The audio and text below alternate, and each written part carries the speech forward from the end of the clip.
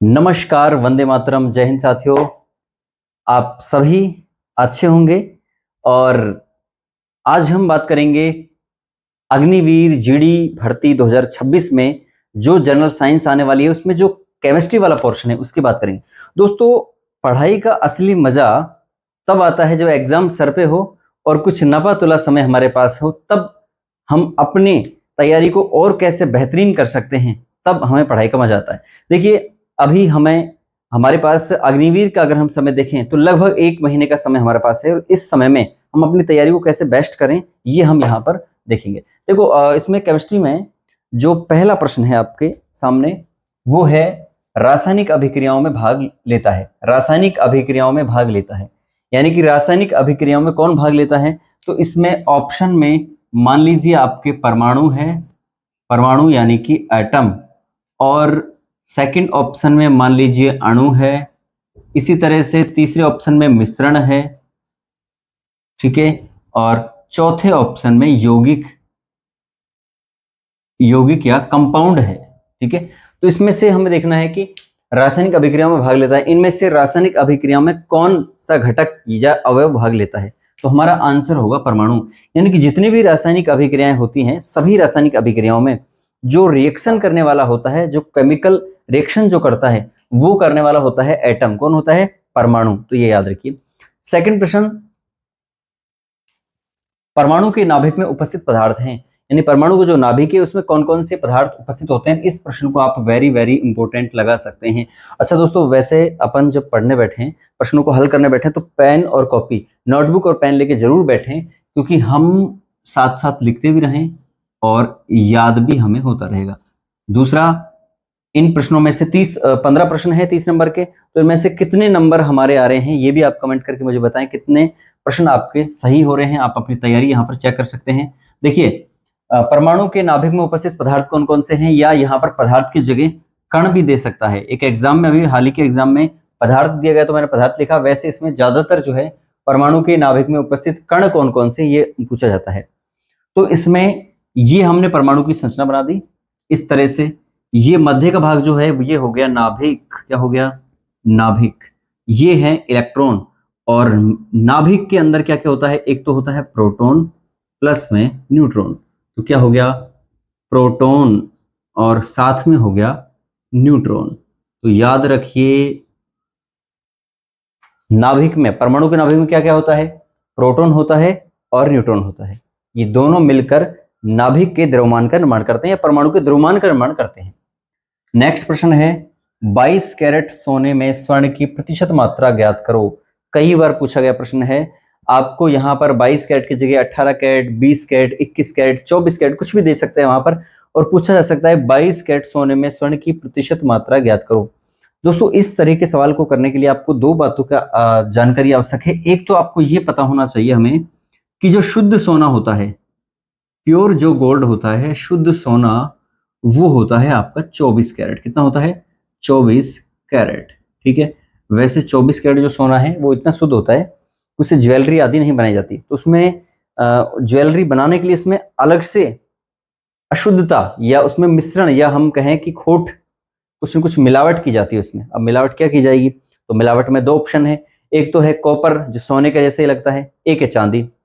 तो जाहिर सी बात है कॉपर मिलाना ज्यादा सस्ता रहेगा, क्योंकि चांदी तो फिर भी थोड़ी महंगी है, कॉपर सस्ता भी रहेगा, रंग भी उसका सोने जैसा होता है। तो ये इसमें मिलावट की जाती है चांदी की या कॉपर की, ठीक है।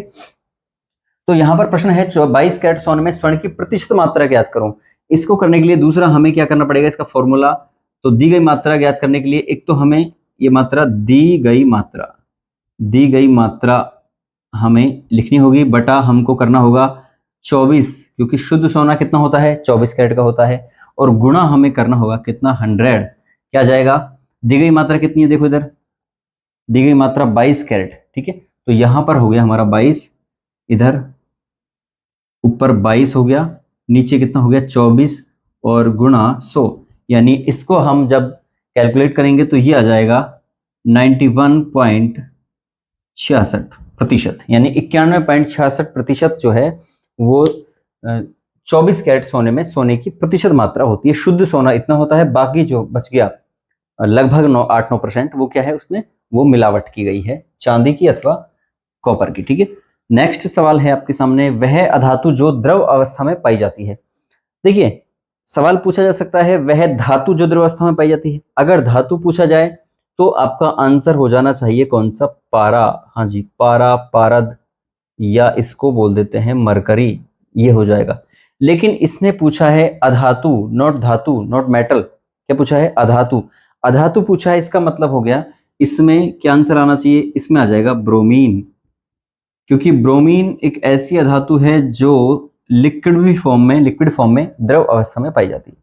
ठीक है, नेक्स्ट प्रश्न कौन सा है, नेक्स्ट प्रश्न है धातु अम्लों के साथ क्रिया कर कौन सी गैस प्रदान करती है।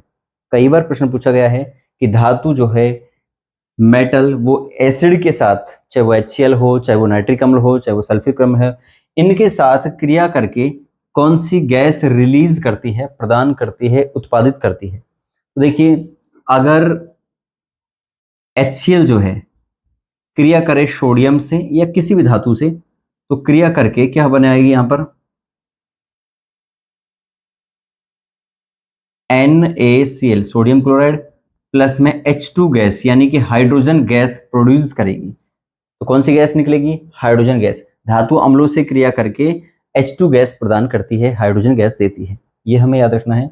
नेक्स्ट है एक्वारेजिया, वेरी वेरी इंपॉर्टेंट लगा लेना इसको, एक्वारेजिया। और एक सवाल आया था परमाणु वाला। ठीक है, वैसे सारे इंपॉर्टेंट है लेकिन ये वेरी वेरी इंपॉर्टेंट। एक्वारेजिया किन पदार्थों का मिश्रण होता है। दोस्तों एक्वारेजिया क्या होता है, एक्वारेजिया एक गर्म भपकता हुआ धधकता हुआ द्रव होता है जो कि दो पदार्थों का मिश्रण होता है। एक तो इसमें होता है HCl, या मैं कहूं इसमें सांद्र HCl, सांद्र HCl प्लस में इसमें होता है सांद्र नाइट्रिक अम्ल, और सांद्र नाइट्रिक अम्ल का मतलब HNO3, सांद्र नाइट्रिक अम्ल, और सांद्र HCl यानी हाइड्रोक्लोरिक अम्ल, हाइड्रोक्लोरिक अम्ल और सांद्र नाइट्रिक अम्ल, ये दोनों इनका मिश्रण होता है। 3 भाग तो होते हैं, या 3 अनुपात में कहूं, 3 भाग HCl और 1 भाग इसमें होता है क्या, HNO3 नाइट्रिक अम्ल।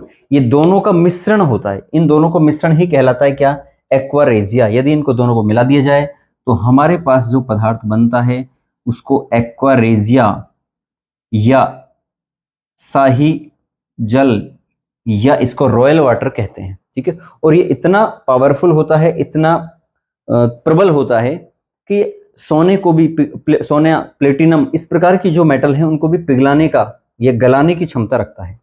ठीक है, तो लेकिन ये शुद्ध अम्ल नहीं है, ध्यान रखेंगे, ये क्या है, शुद्ध अम्ल नहीं है, अम्लों का मिश्रण है, 2 अम्लों का मिश्रण है, दोनों ही अम्ल यहाँ पर प्रबल है, HCl भी प्रबल है, नाइट्रिक अम्ल भी प्रबल है। ये याद रखना इसलिए भी जरूरी है क्योंकि कई बार एग्जाम में पूछ लेते हैं जो एक्वारेजिया है वो किससे मिलकर बना होता है, प्रबल अम्लों से, दुर्बल अम्लों से, प्रबल अम्ल दुर्बल क्षार से। तो हमें याद रखना है एक्वारेजिया प्रबल अम्ल, दोनों ही प्रबल अम्लों से मिलकर के बना होता है। नेक्स्ट है ऊर्ध्वपातन का गुण पाया जाता है। ऊर्ध्वपातन का गुण किसमें पाया जाता है, आपको ऑप्शन में दिया जा सकता है, बहुत सारे ऑप्शन आपको दे सकते हैं, लेकिन हमें जो ध्यान रखना है ये जो गुण है वो किसमें पाया जाता है, कपूर में पाया जाता है, नेफ्थलीन भी आप बोल सकते हैं, नेफ्थलीन आप, और किसमें, नौशादर, नौशादर एक कंपाउंड होता है नौशादर, NH4Cl अमोनियम क्लोराइड, नौशादर। इसके अलावा शुष्क बर्फ, शुष्क बर्फ, शुष्क बर्फ, नौशादर, नेफ्थलीन, कपूर, इनमें क्या होता है, इनमें ऊर्ध्वपातन का गुण पाया जाता है। सवाल ये उठता है ऊर्ध्वपातन क्या होता है, पहले ये तो पता लगे। तो देखिए क्या होता है, कुछ पदार्थ ऐसे होते हैं कि हम उन्हें यदि गर्म करते हैं, नॉर्मल स्थिति में क्या होता है, किसी भी पदार्थ को गर्म करने पर पहले वह लिक्विड अवस्था में आएगा, यानी कि अगर ठोस है तो ठोस से किस में आएगा, द्रव में, फिर गैस में। लेकिन कुछ पदार्थ ऐसे होते हैं जब वो ठोस अवस्था में होते हैं और उन्हें यदि हम गर्म करते हैं तो गर्म होने के बाद में सीधा, जैसे हम मान लीजिए यहाँ पर कोई पदार्थ है, ये जैसे आप इनको गर्म करोगे, यहाँ कपूर ही है मान लीजिए, तो जैसे इनको गर्म करोगे तो गर्म करने पर डायरेक्ट ये किस में आ जाते हैं, गैस फॉर्म में आ जाते हैं, यानी कि ठोस से किस में, ठोस से गैस अवस्था में चले जाते हैं। तो वह प्रक्रिया जिसमें कोई पदार्थ ठोस से गैस और ठंडा करने पर गैस से सीधे ठोस में आ जाते हैं, ऐसे पदार्थ तो कहलाते हैं ऊर्ध्वपातज, और इस प्रक्रिया को बोलते हैं ऊर्ध्वपातन। समझ आ गया ऊर्ध्वपातन क्या है। तो कपूर के अंदर नेफ्थलीन, नौशादर और शुष्क बर्फ के अंदर ये गुण पाया जाता है, ऊर्ध्वपातन का गुण पाया जाता है। वैसे शुष्क बर्फ क्या है, कमेंट करके मुझे बताएं, शुष्क बर्फ का सूत्र क्या है या कौन किसे कहते हैं। रसायन विज्ञान के जनक किसे कौन है। दोस्तों जनक से प्रश्न आता है लगभग हर बार, और इस बार भी सवाल आने की संभावना है। तो आप याद रखिए, रसायन विज्ञान के जनक एंटोनी लेवोसियर, एंटोनी लेवोसियर को रसायन विज्ञान का जनक, फादर ऑफ केमिस्ट्री माना गया है। मैग्नीशियम का परमाणु क्रमांक क्या होता है। मैग्नीशियम का परमाणु क्रमांक, दोस्तों मैं आपको ये सजेस्ट करूंगा कि कम से कम 30 जो परमाणु क्रमांक हैं आप तत्वों के, वो याद रखिए, उनका प्रतीक चिन्ह और उनका परमाणु क्रमांक, क्योंकि यहाँ से सवाल पूछे जाते हैं और 30 बहुत ही नॉर्मल तरीके से हमको याद हो जाएंगे। तो मैग्नीशियम, सोडियम मैग्नीशियम, यानी कि मैग्नीशियम पाया जाता है Mg से इसको दर्शाते हैं, और 12 नंबर पर पाया जाता है। Hydrogen, helium, lithium, beryllium, boron, carbon, nitrogen, oxygen, fluorine, neon, sodium और मैग्नीशियम। तो 11 नंबर पर सोडियम है, 12 पर मैग्नीशियम। मैग्नीशियम का परमाणु क्रमांक क्या हो गया, यानी जितने नंबर पर कोई एलिमेंट, कोई तत्व पाया जाता है वह ही उसका परमाणु क्रमांक कहलाता है। ठीक है, जितने नंबर पर कोई परमाणु कोई पाया जाता है या कोई तत्व पाया जाता है। तो ये 12 नंबर पर है, परमाणु क्रमांक क्या हो गया, 12। ठीक है, इस तरह से। तो एक बार आप सभी स्क्रीनशॉट लें इसका, फिर हम चर्चा करते हैं नेक्स्ट प्रश्नों की, और 15 प्रश्न अपन इसमें करेंगे, ध्यान रखें। तो 9 प्रश्न दोस्तों हमारे यहाँ पर हो गए हैं, और प्रश्न नंबर 10, सबसे मीठी शर्करा कौन सी है। देखिए, सबसे मीठी शर्करा में आपको 2-3 सवाल यहाँ से आ सकते हैं। आपसे पूछा जाए सबसे मीठी शर्करा, तो हम कहेंगे सबसे मीठी शर्करा होती है कौन सी, फ्रक्टोज। कौन सी होती है, फ्रक्टोज। और दोस्तों फ्रक्टोज को हम फलों की शर्करा भी कहते हैं। इसको क्या बोलते हैं, फलों की शर्करा। वैसे अद्भुत बात है ना कि फल जो है वो कितने मीठे होते हैं। इसी तरह से शहद कितना मीठा होता है प्राकृतिक रूप से, तो शहद के अंदर भी कौन सी शर्करा होती है, इसके अंदर भी होती है फ्रक्टोज शर्करा। लेकिन अगर हमसे पूछे सबसे मीठा पदार्थ कौन सा है, सबसे मीठा पदार्थ, कार्बोहाइड्रेट या शर्करा नहीं, तो हम बताएंगे सैकरीन। क्या है, सैकरीन, ये सबसे मीठा पदार्थ है, नॉट शर्करा। ठीक है। इसके अलावा अम्ल नीले लिटमस पत्र को कैसा रंग प्रदान करते हैं। अम्ल नीले लिटमस पत्र को कैसा रंग प्रदान करते हैं, ये सवाल करने के लिए आपको सिर्फ एक नाम याद रखना पड़ेगा, और ये नाम आपके किसी मित्र का हो सकता है। अनिल याद रखिए। ऐसे हो जाएंगे अम्ल, क्या हो जाएंगे, अम्ल। नी से हो जाएगा नीला, और ले से हो जाएगा लाल, यानी कि अम्ल नीले लिटमस पत्र को कैसा रंग प्रदान करते हैं, तो हम याद रखेंगे अम्ल नीले लिटमस पत्र को लाल रंग प्रदान करते हैं। कैसा रंग प्रदान करते हैं, इसमें आ जाएगा लाल रंग प्रदान करते हैं। कैसा रंग, लाल रंग प्रदान करते हैं। कौन से नाम से याद रखेंगे, अनिल से। ऐसे अम्ल, नी से नीले, तो अम्ल नीले लिटमस पत्र को लाल रंग प्रदान करते हैं। ठीक है। नेक्स्ट सवाल देखो यहाँ पर, सूर्य व तारों से ऊर्जा किस अभिक्रिया का परिणाम है।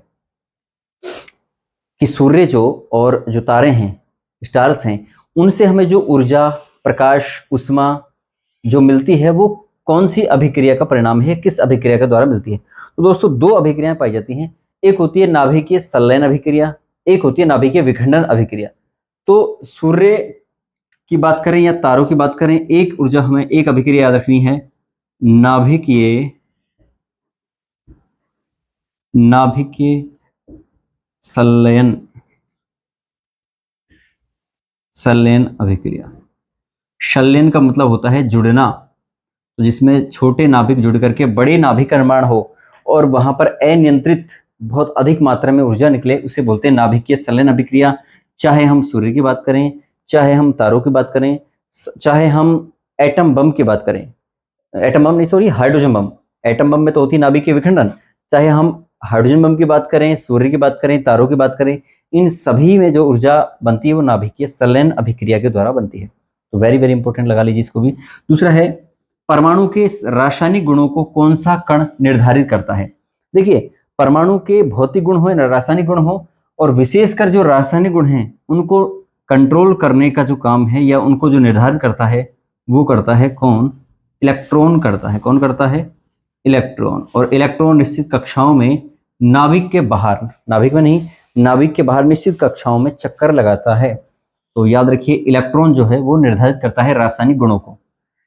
जल का सर्वाधिक घनत्व, खालिस्तान डिग्री सेल्सियस पर होता है। यह प्रश्न बहुत बार पूछा गया है कि बताइए जल का जो सबसे ज्यादा घनत्व है वो किस टेम्परेचर पर होता है। तो आप इसको सीधे याद रखिए, 4 डिग्री सेल्सियस पर जल का घनत्व सबसे ज्यादा होता है। क्योंकि 4 डिग्री पर क्या होता है, 4 डिग्री पर जो जल के परमाणु हैं वो बिल्कुल पास पास आ जाते हैं। जब पास पास आ जाएंगे तो ज्यादा मात्रा में पानी आएगा। यही कारण है कि 4 डिग्री सेल्सियस पर जो 1 लीटर जल है उसका वजन, उसका द्रव्यमान 1 किलोग्राम के बराबर होता है।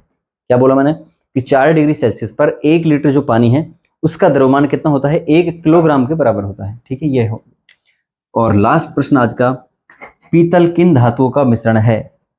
दोस्तों कमेंट करके मुझे जरूर बताइए कि आप इन 15 प्रश्नों में से यानी कि 30 नंबरों में से कितने नंबर आपके आए। और निश्चित रूप से 30 में से 30 ना सही, लेकिन 30 में से 28 या 29 नंबर लाने का प्रयास तो हम करेंगे। क्योंकि साइंस बहुत टफ भी नहीं आती, लेकिन इतनी इजी आती है कि हम उसको कर सकते हैं आसानी से। अगर थोड़ा भी हमने पढ़ाई की है तो अग्निवीर का एग्जाम हम बहुत आसानी से फाइट करते हैं। और दोस्तों अग्निवीर सिर्फ एक जॉब नहीं है, एक देश के लिए मर मिटने का जज्बा है, हौसला है, बलिदान है, त्याग है बहुत बड़ा।